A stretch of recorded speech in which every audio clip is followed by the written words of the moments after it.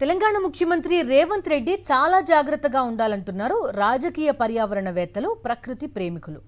కొద్ది రోజులుగా రేవంత్ రెడ్డి బీఆర్ఎస్, బీజేపీల నుంచి పలువురు నేతలను కాంగ్రెస్ పార్టీలో చేర్చుకుని పార్టీ కండువాలు కప్పుతున్నారు.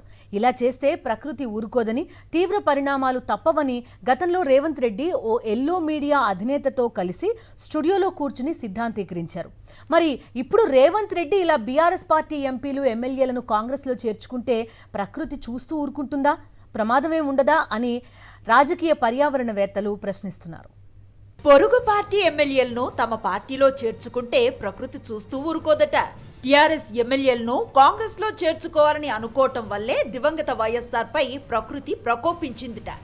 దాని కారణంగానే ఆయన మరణించారని ప్రస్తుత తెలంగాణ ముఖ్యమంత్రి రేవంత్ రెడ్డి ఎల్లో మీడియా ఇంటర్వ్యూలో అభిప్రాయపడ్డారు. ఇలా అభిప్రాయపడ్డ రేవంత్ రెడ్డి, ఏబిఎన్ రాధాకృష్ణ ఇద్దరూ కూడా చాలా మేధావులు. కాకపోతే ఇద్దరికీ కొద్దిపాటి సంస్కారం కూడా లేకుండా పోయిందంటున్నారు రాజకీయ పండితులు. దివంగత వైఎస్ఆర్ హెలికాప్టర్ ప్రమాదంలో దుర్మరణం చెందారు.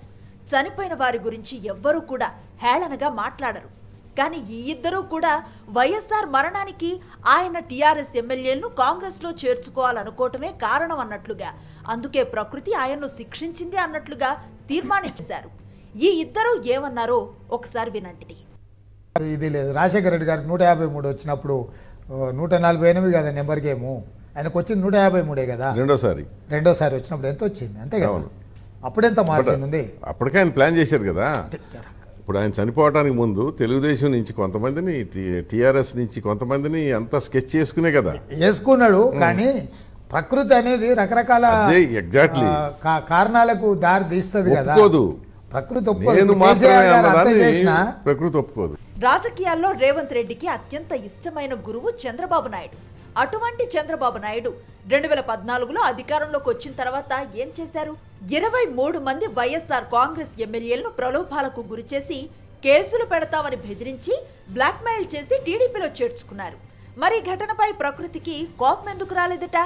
వైఎస్ఆర్ టీఆర్ఎస్ ఎమ్మెల్యేలను చేర్చుకుందామా వద్దా అని ఆలోచన చేస్తేనే పగబట్టేసిన ప్రకృతి చంద్రబాబు నిస్సిగ్గుగా 23 మందిని వైఎస్ఆర్ కాంగ్రెస్ ఎమ్మెల్యేలను టీడీపీలో చేర్చుకోవటమే కాకుండా అందులో 4గురికి మంత్రి పదవులు ఇచ్చిన ప్రకృతి ఎందుకు ఊరుకున్నట్లు?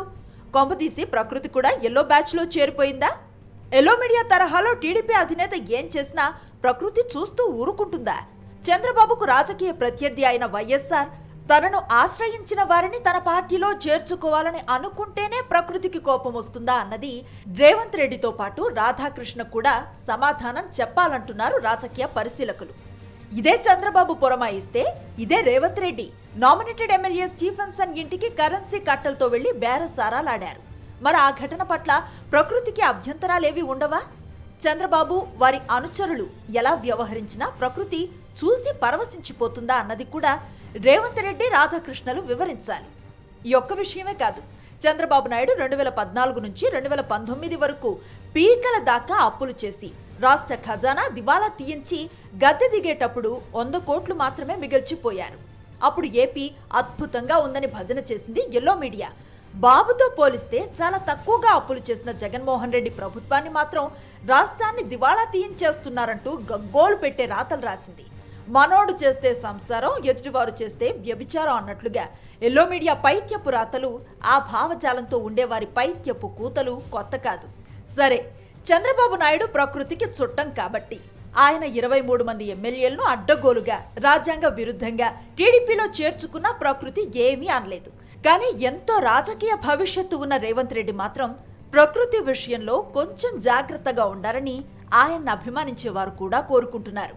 ఎందుకంటే ఇప్పటికే బీఆర్ఎస్ నుంచి 2 ఎంపీలను, 1 ఎమ్మెల్యేని రేవంత్ రెడ్డి పార్టీ చేర్చుకొని కండువాలు కప్పింది.